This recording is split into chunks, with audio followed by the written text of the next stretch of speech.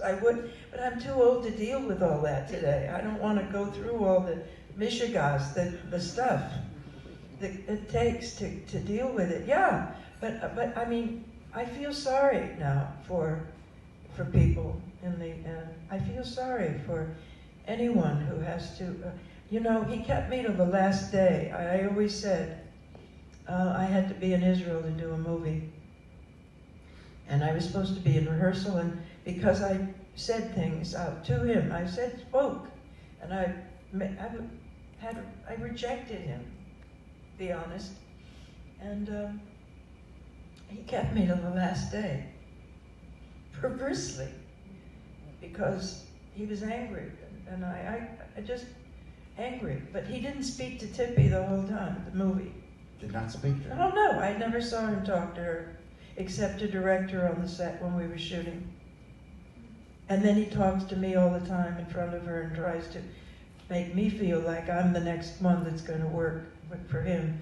I would have none of it finally. I began to feel this itchy, kind of upsetting feeling of being of the tension. And I didn't know, I'm on a film, I'm a professional. Totally professional, like truly. You know,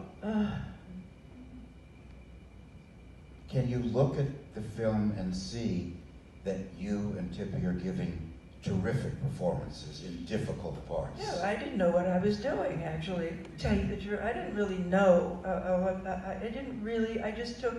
I just followed what felt was the right thing to do, and you know, I loved the man. By the way, I have to say, wasn't he the most incredibly handsome, brilliant actor? I mean, he had scenes, dialogue, wall-to-wall dialogue throughout the piece. He was not only the therapist, he was the lover, he was everything. I mean, masculine, talk about just being a man, totally.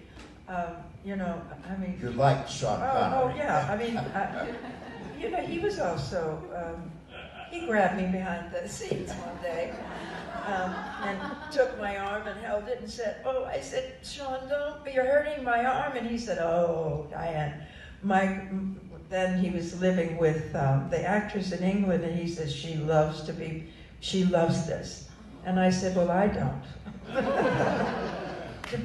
To cry out, to hurt, be hurt. I don't know. Was Hitchcock different to him as he didn't talk. Sean? He didn't really. They talked civilly.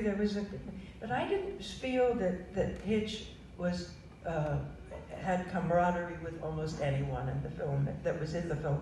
In fact, I was on the set watching the shooting because we had to be there.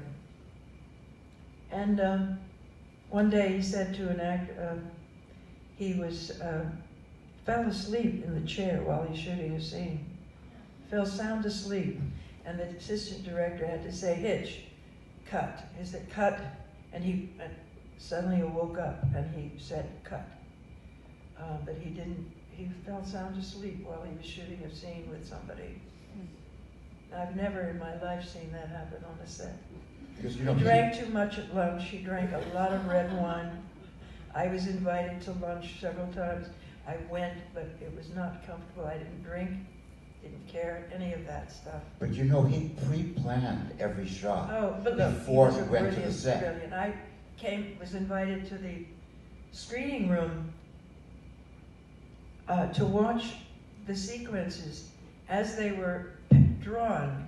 He drew everything. He drew everything. I had them drawn by somebody, and I saw myself on a horse, sitting with a hat and with a drawing. And then when they filmed the scenes, and the scenes were filmed, then he would insert them into the picture as the editor started getting